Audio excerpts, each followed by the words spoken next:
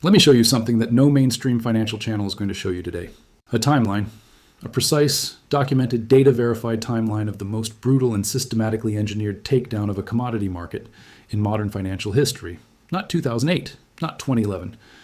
What happened to silver between January 29th and March 23rd, 2026 was something different in character, different in speed, and different in mechanism from anything that came before it. And today, Friday, April 10th, 2026, while this morning's March CPI print of 2.8% is generating headlines and the Islamabad peace talks are happening live in Pakistan, the silver market is sitting at $74 to $77 per ounce, trying to figure out whether the brutality is over or whether the worst is still coming. By the end of this video, you are going to understand every single stage of this takedown, the exact dates, the exact prices, the exact mechanisms, the specific institutions involved, the data that proves this was not random market volatility.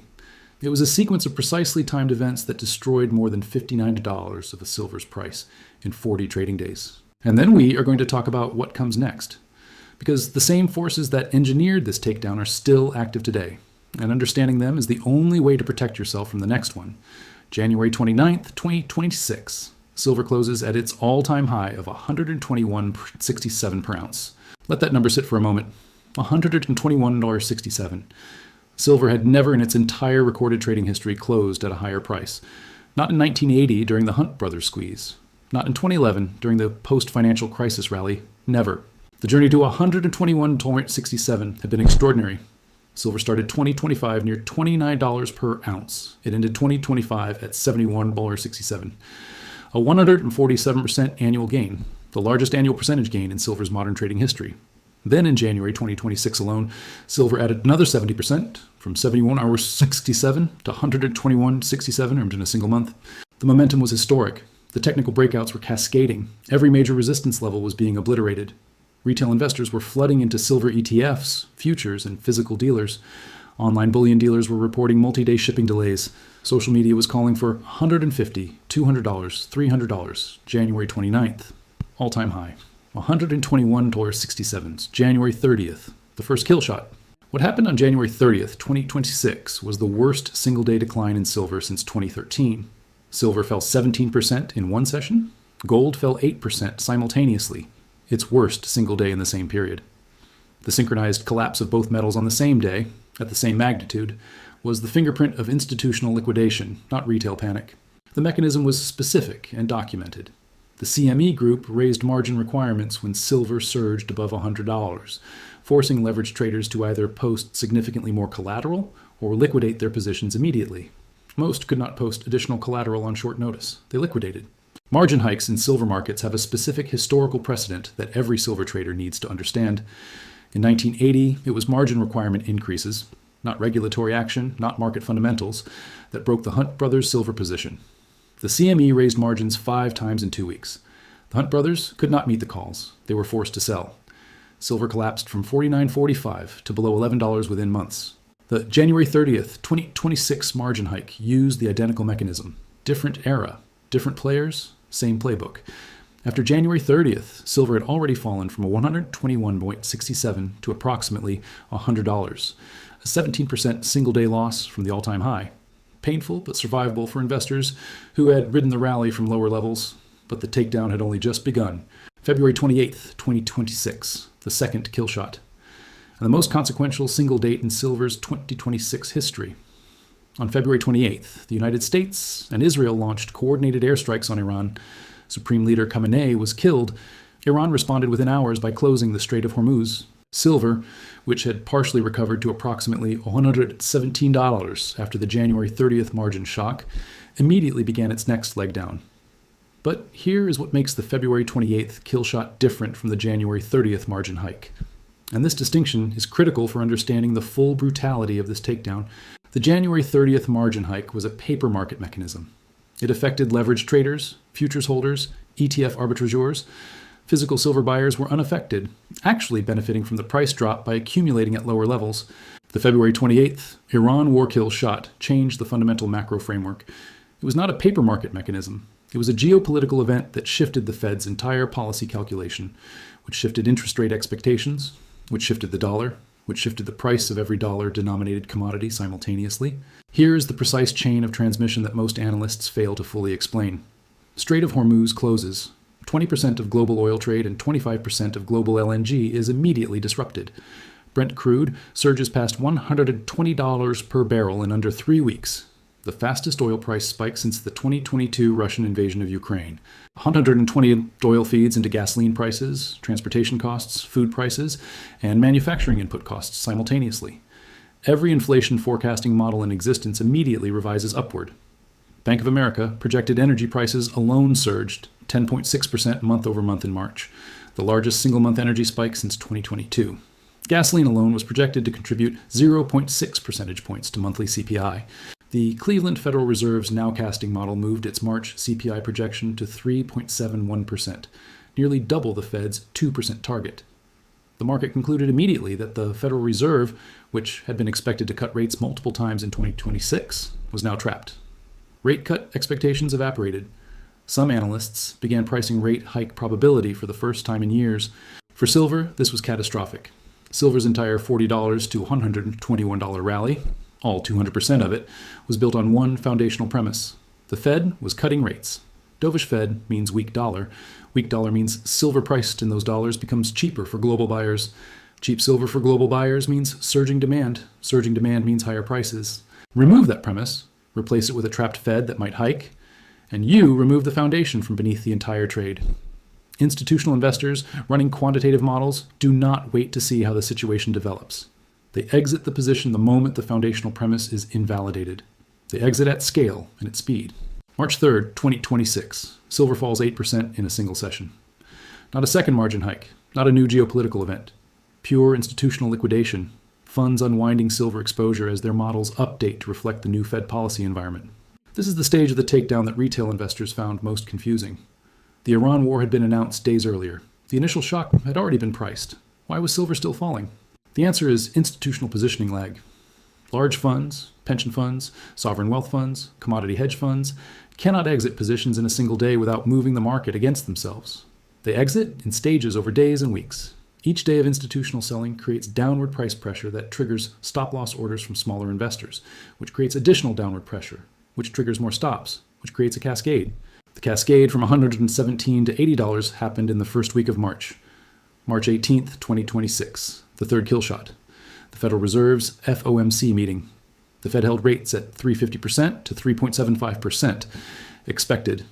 But buried in the meeting's outputs were two numbers that most commentators missed entirely. First, the dot plot revision. The Fed's 2026 rate cut projection was revised down to just one cut, from 3 cuts expected at the start of 2026 to 1. 7 of 19 FOMC officials now see 0 cuts in all of 2026. 0. Second, the inflation forecast revision.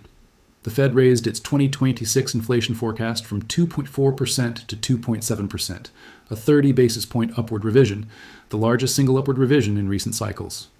The Fed was publicly acknowledging that the Iran war energy shock was changing its inflation trajectory, and responding by becoming more hawkish, not less. The dollar index surged above 99.9 after the March 18th decision. 10-year Treasury yields hit 4.2%.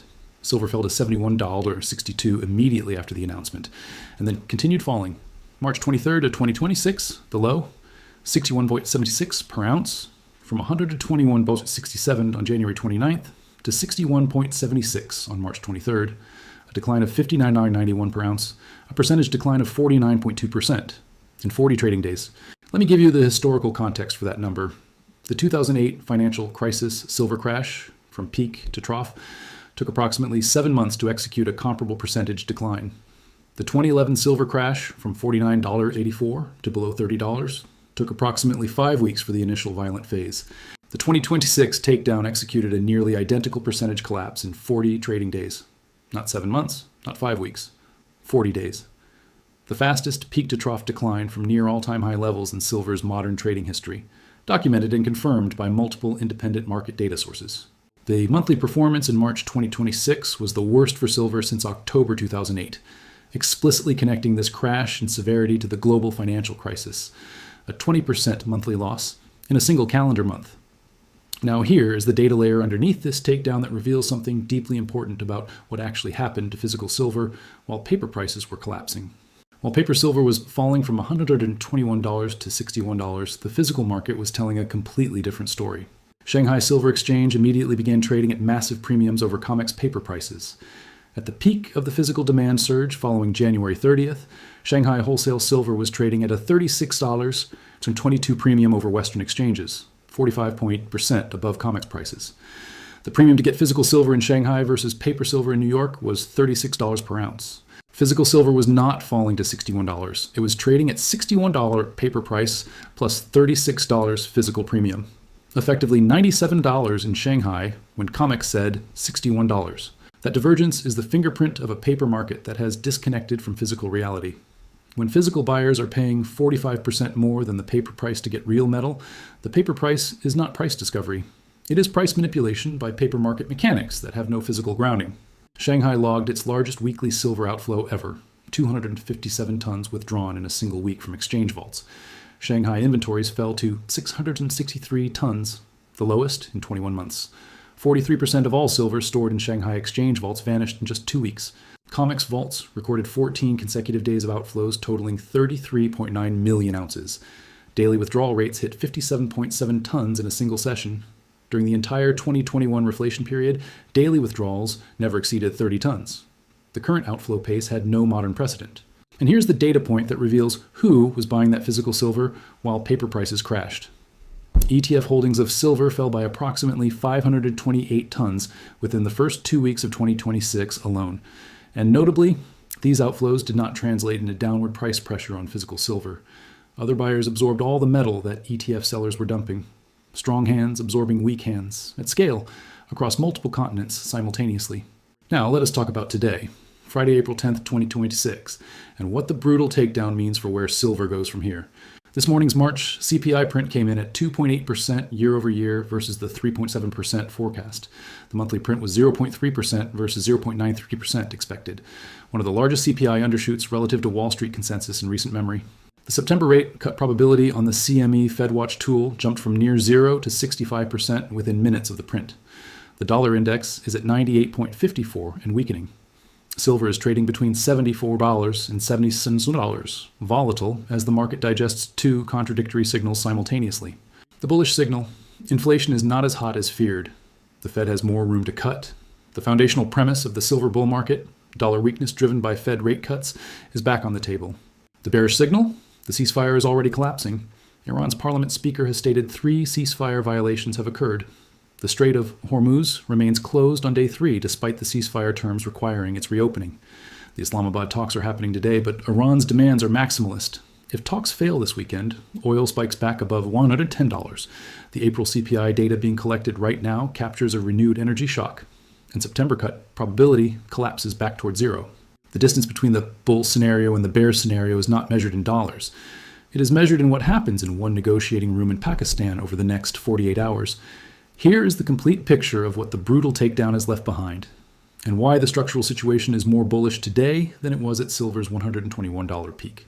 COMEX registered silver at 76 million ounces, down dramatically from levels 1 year ago. Open contract ratio at 13.4%, below the 15% stress threshold. May 1st notice, day 9 days away. 6 consecutive years of supply deficit with cumulative shortfall exceeding 900 million ounces. China's export controls, restricting 60% to 70% of global refined silver exports.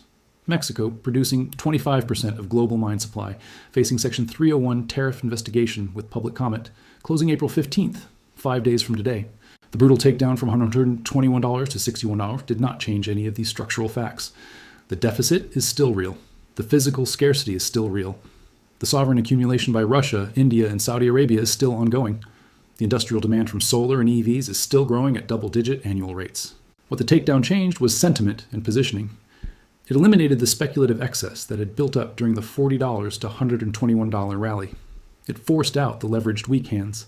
It reset the market to a level where the structural bull case can rebuild on a foundation of physical demand rather than paper speculation. The recovery from the March 23rd low of 61.76 to today's $74 to $77 is already a 20% to 25% bounce. The next leg depends entirely on what happens in Islamabad this weekend and what the May COMEX delivery cycle reveals about physical availability. Deutsche Bank says $100 by year end. Bank of America says $135 to $309 at the cycle peak. The inflation-adjusted 1980 peak is $194.42. The brutal takedown happened. It was real. It was historically unprecedented in its speed.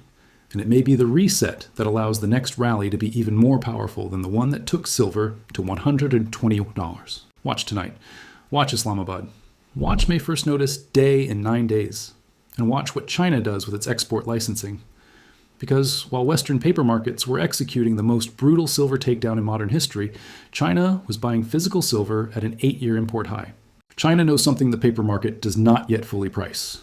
The brutal takedown gave them the discount they needed, and they bought every ounce of it.